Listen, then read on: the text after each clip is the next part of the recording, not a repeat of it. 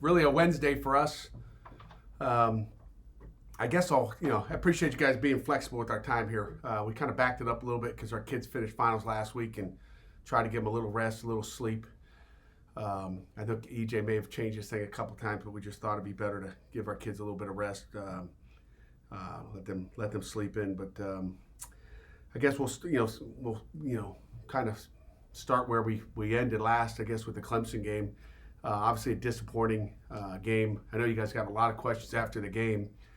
And sometimes you can't answer all of them because you want to watch the tape, but disappointing game. Obviously a disappointing first quarter. That's where it all tumbled down, really. And I didn't want to get into this today because it's so far beyond, but like I normally do, we'll at least address any of the questions you may have after that. But early turnovers will kill you, and you can recover maybe against a Florida State. With what we did, and we got behind 14-0, whatever it was down there in Tallahassee. But you do that against the Clemson, they'll eat you up. They're a really good football team, so I don't want to take anything away from what they are and who they are. But a lot of it had to do with our details weren't good enough. And again, after we, started like we did, I think things kind of fell apart. Our kids started to press, both offensively and defensively, try to make plays. I mean, we didn't tackle the way we've tackled all year. We had plays that we could have made in the hole, and we didn't make it. So that was a long, long time ago. We're moving on to Georgia Tech. You guys can still ask some questions if you like. But we're on to, I think a really, really much improved Georgia Tech team. They gave us a fit down there a year ago. We get to go back again. I felt like we already had this conversation a couple weeks ago when it got canceled. We feel pretty good right now that this thing's going to roll. But we got tested today. We'll get tested again tomorrow. A new ACC protocol that normally we test Friday mornings. So if this was a Saturday game, we would now have tested on Thursday instead of Friday for whatever reason. We haven't had a problem with it. But so we still got 2 more tests left to wait on. And again, tomorrow will be our last one, I guess. But Georgia Tech, again, plays hard.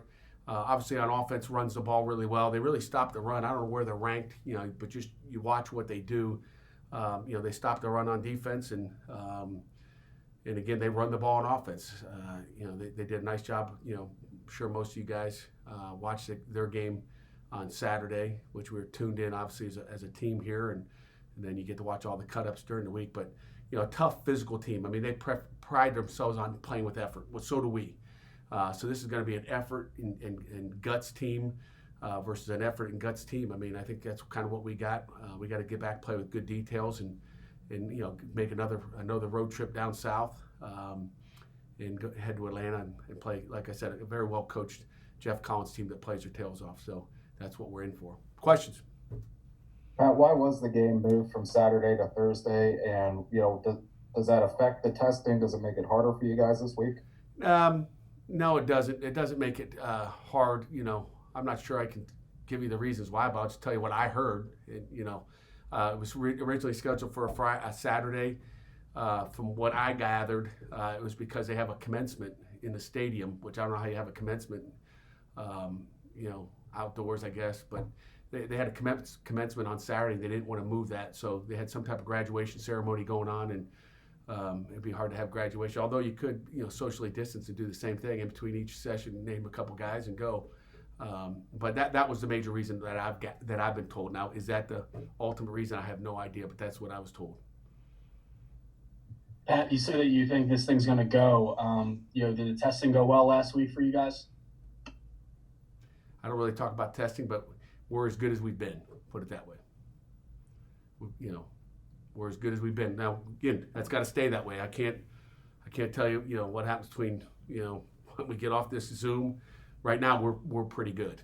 I can tell you that. So, but you see what's happening in Pittsburgh and all over the country. This thing is not slowing down. It's surging faster, and like I said, the major victory our guys were able to get 10 in so far. But we're going to need help from Georgia Tech to get this thing in. We're going to need help from our football team and our players and their kids and now they have no finals, so I'm hoping they're behaving in the evening. But our kids have sacrificed all year. Again, I'll say it again. I don't think people realize, what our kids have done all year long to make these games happen, and for us to all enjoy it, for us to coach, they've really put their heart into it. And my hat goes off to our football team and players across the country for doing what they do.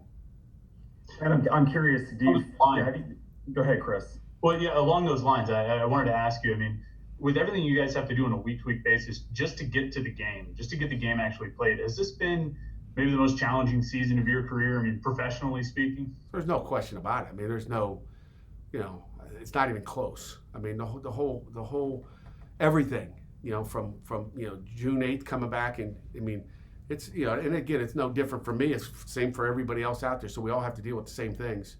Everybody's got different problems, but like I said, our kids have done a good job. I'm proud of the way they've handled themselves off the field and in this building where they're here with us, and that's all we can do. It's one day at a time. I mean, it's literally one day at a time. I mean, if you go through a good day, you're like, man, I got through a good day. Tomorrow's not going to be so. There's going to be something that hits you, square in the mouth. So just stuff it's been that type of year for sure. 2020. How many more days left in this year? Not many. Yeah, I think it's about 24, Pat. How confident are you that your team has earned a 12th opportunity? And, from a testing standpoint, I mean, do you have to sort of just stay in this bubble until you know for sure whether there's going to be a 12th opportunity or not? Then what happens after that? Is it just sort of like the kids kind of do what they want, and then when you regroup in the spring, you go back into testing? I don't even know if they've even gotten that far.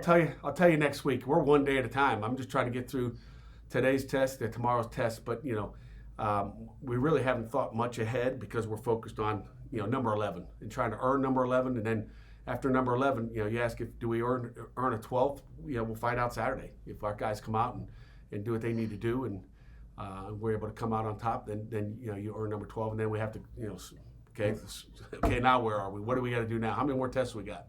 When's the game going to be played?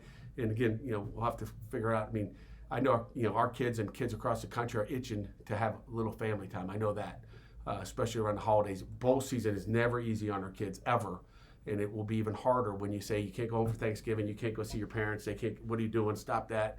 And it's not an easy time for anybody. Will your team definitely play in a bowl game if you get invited? I assume so. Yeah, that's my intentions.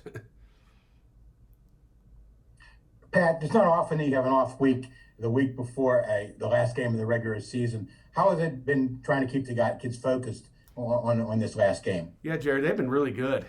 We practiced once last week. We had meetings and lifts, and we kept them focused. We didn't go out there and grind it out on the field, but we had one really, really good day. So we really had 3 days off as far as practicing. Practice on Wednesday, and then Thursday, Friday, Saturday off, and then a practice on Sunday. Had a really good one yesterday, energetic. Had another one today that we just finished up a little bit ago, and tomorrow will be our Thursday practice. And they've been great. I mean, with meetings and lifting and just trying to get their bodies as healthy and fresh as we can for this last one. Coach, this is the last ACC game, at least, with this group of seniors. Have you had time to reflect on that? Not really. I'm just worried about the next one.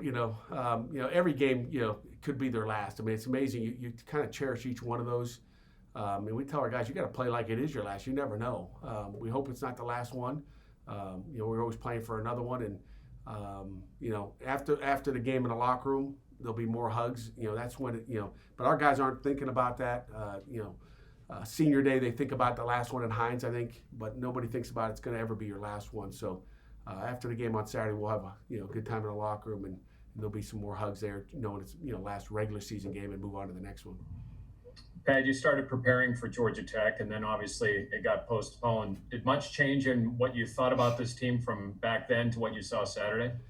Not really. I mean, they do some different things, but you got to be careful. They did a lot of unbalanced stuff last week against North Carolina, but they had done the same stuff. So they are who they are. We're gonna have to find out, hey, what do they want to do against us this year compared to what they did against us last year?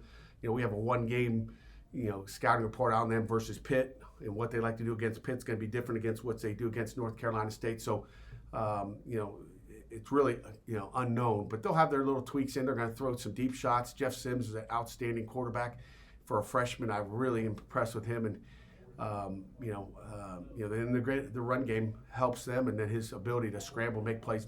People miss and make plays with his feet are what stand out to me about Jeff and that offense. Pat, you talked a lot about how late last year you saw the growth of players like Vincent Davis, become more complete and mature. Who are some of the young guys that you've seen, like, now that you guys are coming up in your last, scheduled regular season game, who's some of those young guys that you've seen kind of make that progression over the past few weeks and then leading up to this game?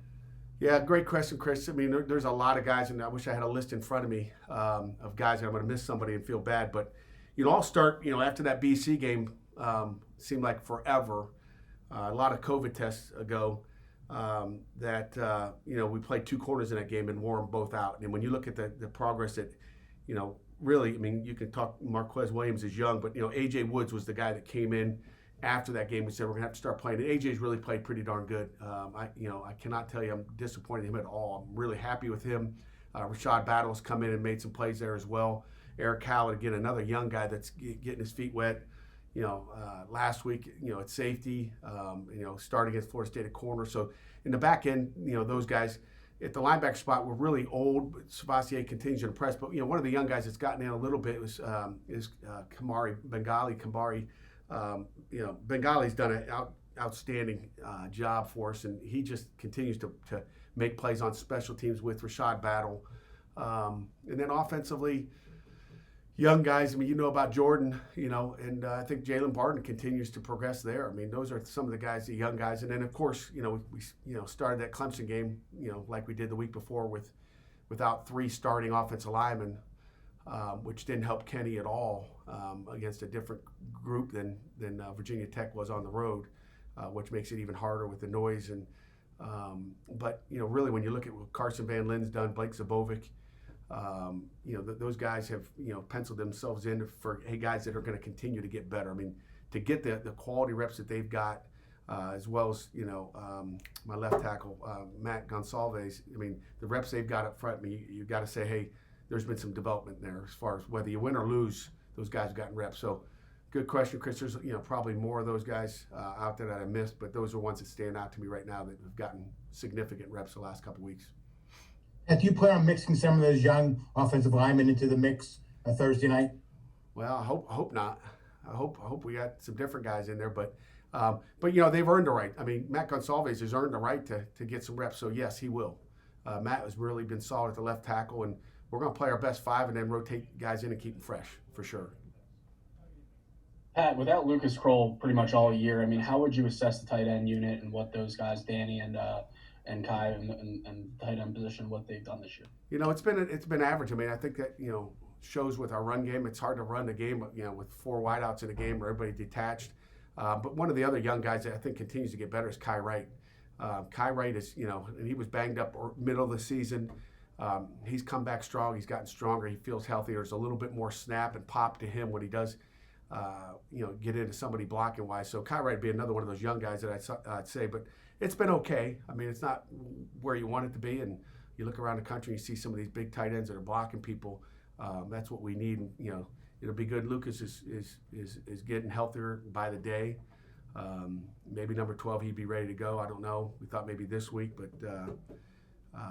and maybe he will be ready for this week. I don't know, but there's a slim chance. He's been out there doing a heck of a lot more every game or every practice, I should say. Brad, you're a little over a week from National Letter of Intent Day. How do you feel overall about the commitments you have and how your staff has done recruiting this year?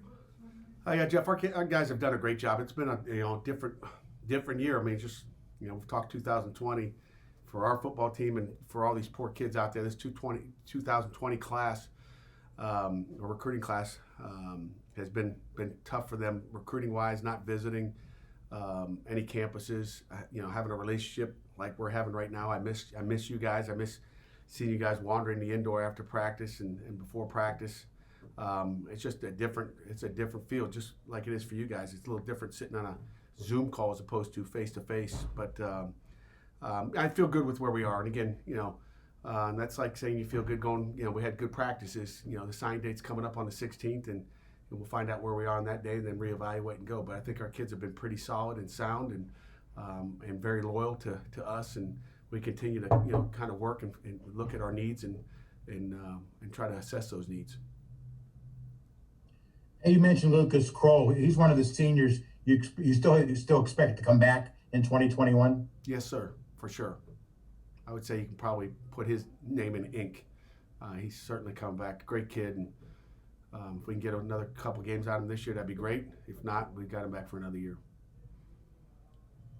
What about on Thursday night? Do you have any? Are there any players who might not be playing, not due to like COVID reasons or anything, but maybe seniors who made, I don't know, training plans, and then this game gets scheduled, changed, and then they're not playing on Thursday night? You know, we'll find out Thursday night. Right now, I don't.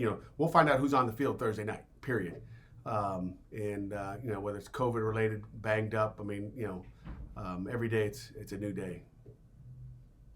Did you worry about the emotional toll that just this last, what's it been since these kids have been in school since June, I guess, getting back into it? I mean, just sort of, and now there is a light at the end of the tunnel, whether it's Saturday or whether it's a month from now after the bowl game. Do you worry about the collective emotional weight of this just sort of affecting their readiness?